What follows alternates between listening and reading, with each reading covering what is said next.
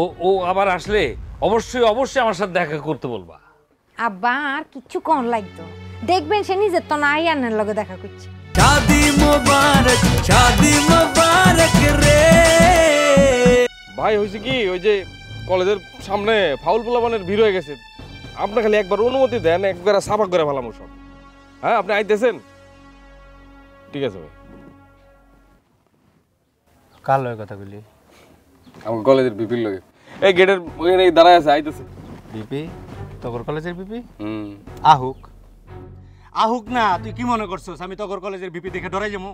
জীবনে এরকম কোনো বিপি আমার গুনার টাইম নাই, আইতে দে না। এই ডরাস না বলে আরাম জাদা, আমি তো ফোনে মিশা মিশা কইতি ডরাই গেছে। ভালো করে লেখাপড়া করা নাই, এর লেগেই মনে করো পোষা কলেজে পড়তেছ। সমস্যায় পড়বা চাকরি দিয়ে।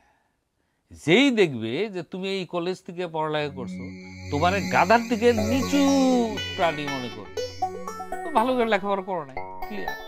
জি, আপনি ব্রিটিশ আমলে মাস্টার চাকরি নিয়েছিলেন, এই কারণে ওই 3rd ডিভিশন পাস করেও চাকরিটা পাইছিলেন। তো এখন কিন্তু আর চাকরিটা পাইতেন না। কি কইলা? কইতে বাধ্য করলেন। শোনেন, বাড়িতে কেউ আসলে তারা অপমান করতে হয় না, আর আপনি আমার সমান অপমান করা শুরু করছেন। শেখার কিছু আছে আপনার কাছে, সেই সময় আপনি 3rd ডিভিশন পাস করছিলেন, তাই সেই সত্যটা সামনে নিয়ে আসলেন। আপনি পোলাও কিন্তু আমাদের বাড়ি যায় কই, তারা তো আমরা অপমান করি না, তারে আমরা প্রদীপের গোড়ায় অন্ধকার কইতে পারতাম, তা কিন্তু কই না। আর আপনি, আমি মায়া পক্ষ দেখে আমার অপমান করে যেতেছে।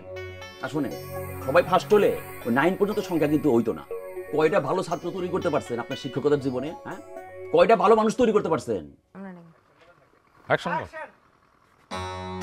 বৌমা, বৌমা, আব্বা আইতেছি। একটু শুনে যাও। আব্বা আরে ডাকছেন? কিছু করতেছিলা? তেমন কিছু না।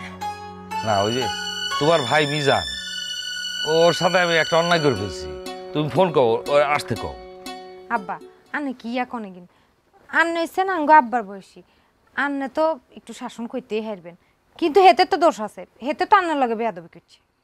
না না বৌমা, মিজান ন্যায্য কথাই বলছি, আমি নিতে পারিনি। তুমি এক কাজ করো, ফোন করে ওরে আসতে বলো। আব্বা আন্নে গেলে টেনশন করেন না তো, হেতে আন্নি কিন্তু সহজ সরল আছে, এত কিছু ফেসলো সে মনের মধ্যে বসে থাকে না, বুঝছি নি আব্বা। দেখবেন 2 দিন পরে যখন রাগ কমে যাইব, হেতে আন্নামনি নিজে নিজে চলিয়ে। ও ও আবার আসলে অবশ্যই অবশ্যই আমার সাথে দেখা করতে বলবা।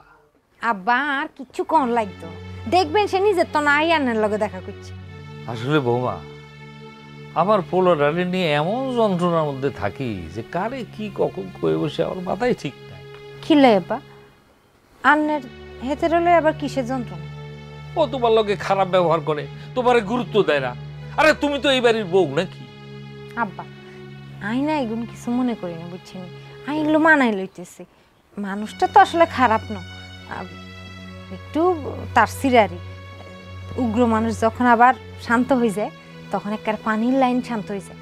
দেখবেন আন্নের ফোলা যখন আবার শান্ত হয়ে যাইব, হেতের মতো ভালো মানুষ এই দুনিয়া তার একটাও থাকতো না। হেতের হলে শুধু শুধু আমরা টেনশন করি, আন্নার নিজের শরীরটা খারাপ করেন আব্বা। কি করবো কও, ওর মধ্যে তো সামান্যতম কোনো পরিবর্তন দেখতেছি না। যদি একটু পরিমাণ পরিবর্তন হইতো তাইলে তো বুঝতাম যে পরিবর্তন হইতেছে।